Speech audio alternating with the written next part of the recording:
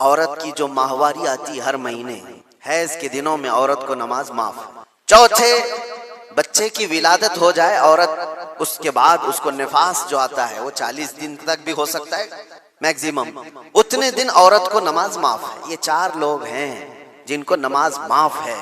میں نے مرید صاحب سے کہا تھا پیر صاحب کو پوچھ لینا ان 4 میں آپ کیا ہو، یا تو تمہارا پیر نابالغ ہوگا اس لیے نماز معاف ہو گئی، یا تو پاگل ہوگا اس لیے معاف ہے، یا تو پھر وہ 2 کیٹیگری جو بڑی ڈینجر ہے، پوچھ لینا۔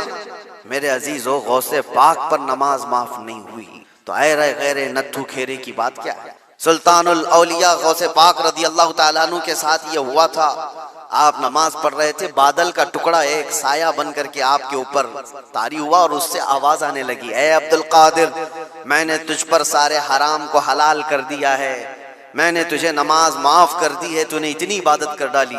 اور ظاہر سی بات ہے یہ 4 دن لوگوں میں بیٹھ کر کے عبادت کر کے یہ سمجھ لیں کہ میں بہت کیا ہوں۔ غوث پاک تو وہ ہیں جنہوں نے 15 سال تک ایک پاؤں پر کھڑے ہو کر رات بھر نماز پڑھی ہے، اور تقریباً 40 سال ان کی عبادت کے ایسے گزرے ہیں کہ ایک انگور کے دانے سے سحری کرتے تھے اور آدھے گلاس پانی سے افطاری کر لیا کرتے تھے۔ یہ غوث پاک کی عبادات اور مجاہدات، اتنے سالوں کے بعد اگر کوئی کہے ان کو تو بات تو ایسی لگتی ہے نا کہ شاید دماغ میں یہ بات آ جائے، ہاں اتنے سالوں کی عبادت ہوئی، بادل کے ٹکڑے سے آواز آئے کہ عبد القادر میں نے سارے حرام حلال کر دیے تم پر اور نمازیں معاف کر دی، لیکن وہ ایسے ویسے لوگوں کی صحبت پائے ہوئے اور موسمی طریقوں کے ولی نہیں تھے۔ غوث پاک رضی اللہ تعالیٰ عنہ شان محبوبیت پر فائز تھے۔ آپ نے برجستہ کہا یہ آواز رحمان کی نہیں ہے، یہ شیطان کی۔ جب نبی پاک صلی اللہ علیہ وسلم پر نماز معاف نہیں ہوئی تو میں کون ہوتا ہوں؟ اللہ کے رسول صلی اللہ علیہ وسلم جو صاحب شریعت ہیں، حضور نے نماز نہیں چھوڑی، اور وہ بھی آخری وقت تک۔ جانتے ہو روایات میں موجود ہے اس وقت رسول اللہ صلی اللہ علیہ وسلم حجرے سے باہر آ رہے تھے جب آپ کی وفات کو چند ہی دن باقی تھے، حضور کی وفات کو، حضور کے انتقال کو چند دن باقی تھے۔ حضرت ابوبکر صدیق امامت کر رہے تھے، لیکن اس کے باوجود رسول پاک صلی اللہ علیہ وسلم سخت علالت کے بعد حجرے سے باہر تشریف لائے تھے، اس حالت میں کہ روایات میں موجود ہے حضور 2 صحابہ کے کندھوں پر ہاتھ رکھ کر کے باہر آ رہے تھے، پیر زمین پر نہیں لگ رہے تھے۔ اس قدر شدت کی تکلیف کے ساتھ بھی نبی پاک صلی اللہ علیہ وسلم مسجد میں تشریف لا رہے ہیں، اور یہاں مرغ مسلم توڑتے ہوئے بیٹھے ہوئے وہ پیر کہتے ہیں کہ ہمارے لیے نماز معاف ہے۔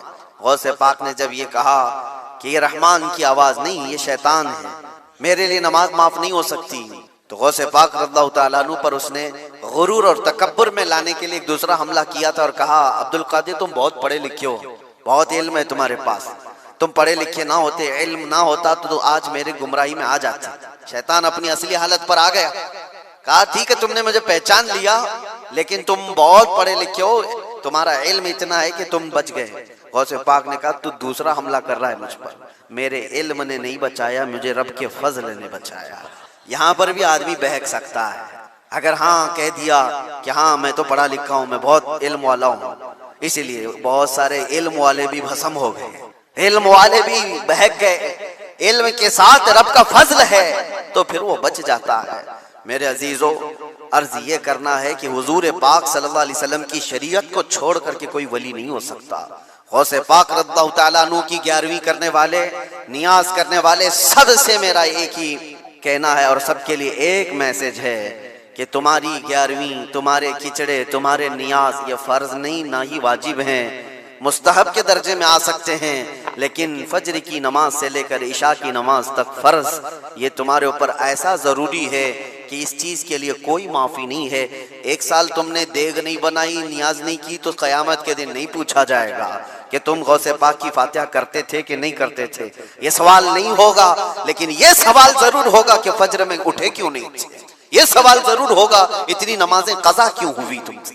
میرے عزیزو، نوافل اور مستحبات میں پڑی ہوئی یہ امت، میں منع نہیں کرتا، آپ شوق سے، ہم بھی کرتے غوث پاک رضی اللہ تعالیٰ عنہ کے دربار میں ایصال ثواب کے لیے، مرحومین کے لیے ہم نیاز، فاتحہ ساری چیزیں کرتے ہیں، لیکن اس کا مطلب یہ نہیں ہے کہ کل وہی ہے اور اللہ تبارک و تعالیٰ کی یہ عبادتیں کچھ معنی نہیں رکھتی، نماز نہیں ہے، قرآن نہیں ہے۔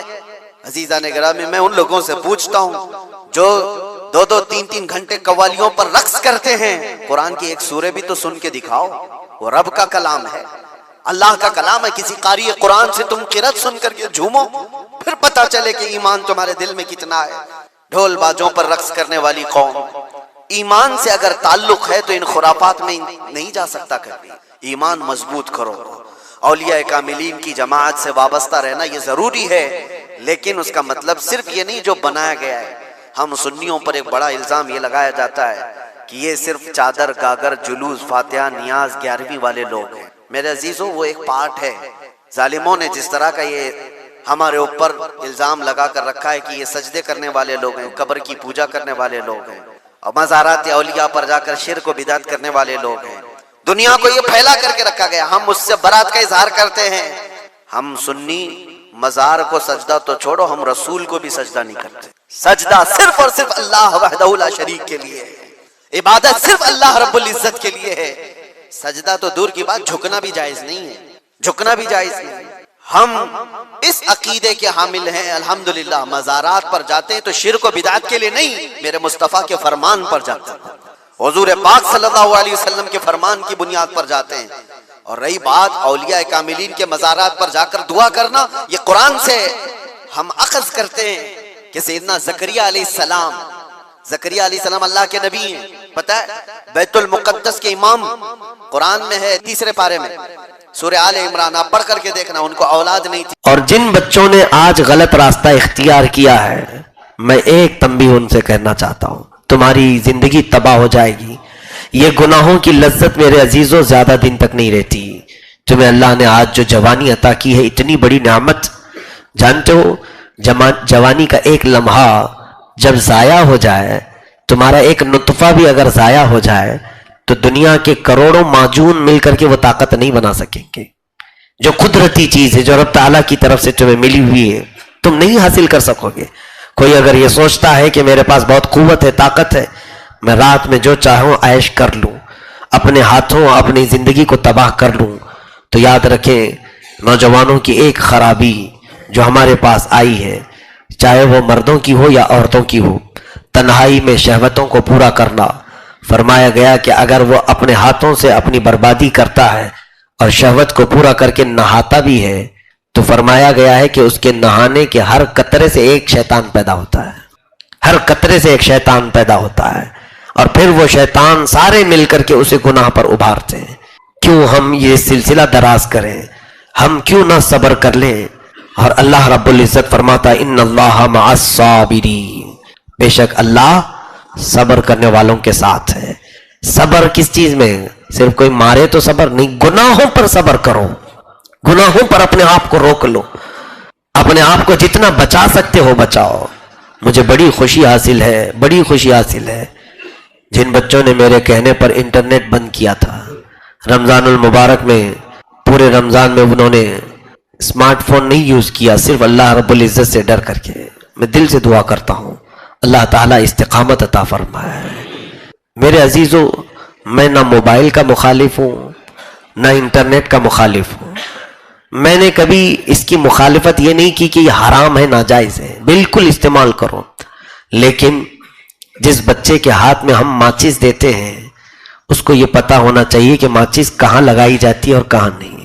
کسی بچے کے ہاتھ میں ہم چاقو دے رہے ہیں تو اسے یہ بتانا چاہیے کہ چاقو کا استعمال کس کام کے لیے ہوتا ہے۔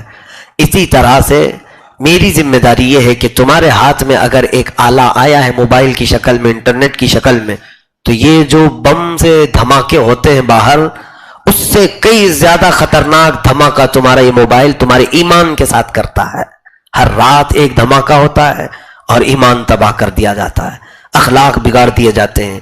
کتنے ایسے ہیں جو انٹرنیٹ کے ڈسے ہوئے ہمارے پاس ہیں، جن کی راتیں خراب ہو چکی، جن کی جوانیاں برباد ہو چکی، جن کی آنکھوں کی نور ختم کر دیے گئے، جن کے ہاتھوں میں آج راشا تاری ہے۔ ایک بچی ایسی کہ اس کے ہاتھ کانپتے ہی رہتے ہیں علاج کے لیے۔ میں صرف یہ عبرت کے لیے چیزیں میں عرض کرتا ہوں میرے عزیزوں، کسی کی عیب تمہارے سامنے کھولنا میرا مقصد نہیں، عبرت کے لیے کہ یہ تمام بربادیاں کیوں ہوئی۔ انہوں نے ایک ہی ریزن بتایا کہ ہم نے جو ہے اپنے ہاتھوں سے یہ گندی چیزیں دیکھنا شروع کیا تھا۔ آج ابلیس لعین پھر سے تمہارے ارد گرد منڈلا رہا ہے. یہ فلم انڈسٹری پوری کی پوری ابلیس کے پجاریوں کی ہے, یہ شیطان کے پجاریوں کی ہے, یہ عبدت الشیاطین ہیں جو بناتے ہیں. یہ ہر وہ پارٹ مردوں کو دکھانا چاہیں گے عورت کا جس سے ان کی خواہشات انگڑائیاں لیں بھڑکے. نہیں, یہ ان کو ایسی فلموں سے کوئی مطلب نہیں جس میں پورا مکمل سادگی کے ساتھ ہے. فلاپ ہے یہ چیز. ہاں, جس میں جتنے نمائش ہوگی اتنے زیادہ وہ ٹاپ ہے کہ اس کو دیکھنے کے لیے بھیڑیے کی طرح لوگ امڑ پڑتے ہیں. میں تو یہ سمجھتا ہوں کہ جو اس طرح سے ننگا جسم دیکھنے کی خواہش کرتے ہوئے امڑ جاتے ہیں وہ لوگ کتوں سے بھی بدتر ہیں, کتوں سے زیادہ ذلیل ہیں. کہ کتوں کے اندر جب شہوت آتی ہے تو وہ اسی طرح اپنی مادہ کے پیچھے بھاگتا ہے. جانوروں کی صفات تمہارے اندر, اللہ نے جو اخلاق انسانیت کے عطا کی ہیں, اپنی آنکھوں کی حفاظت کرو, شرم و حیا کو اپناؤ.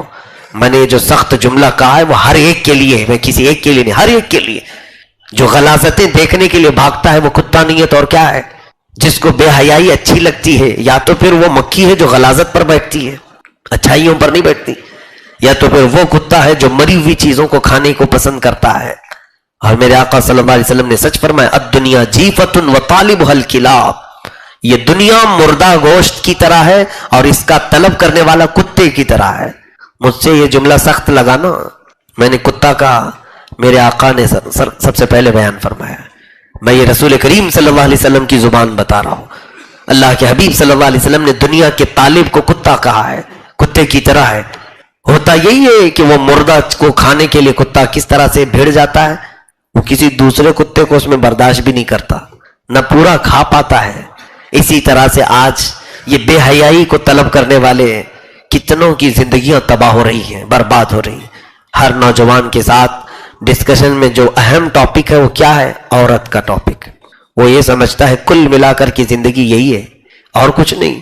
الہذا خلقت ام بہذا امرت, میں پوچھتا ہوں تم سے, کیا تم اسی کام کے لیے پیدا کیے گئے ہو یا اللہ نے تمہیں صرف یہی کام کا حکم دیا ہے کہ راستوں پر کھڑے رہو اور ہر آنے جانے والی پر تم نظریں جماؤ؟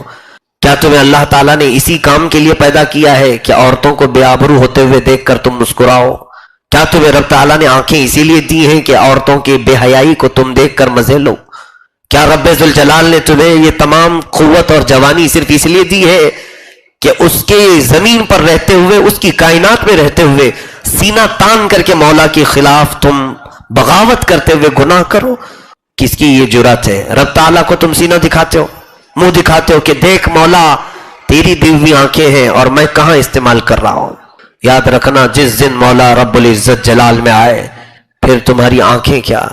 قرآن پاک میں ہے, قل ارأیتم ان اصبح ماؤکم غورا فمن یأتیکم بماء معین. سورہ ملک کی آخری آیت, سورہ ملک کی آخری آیت.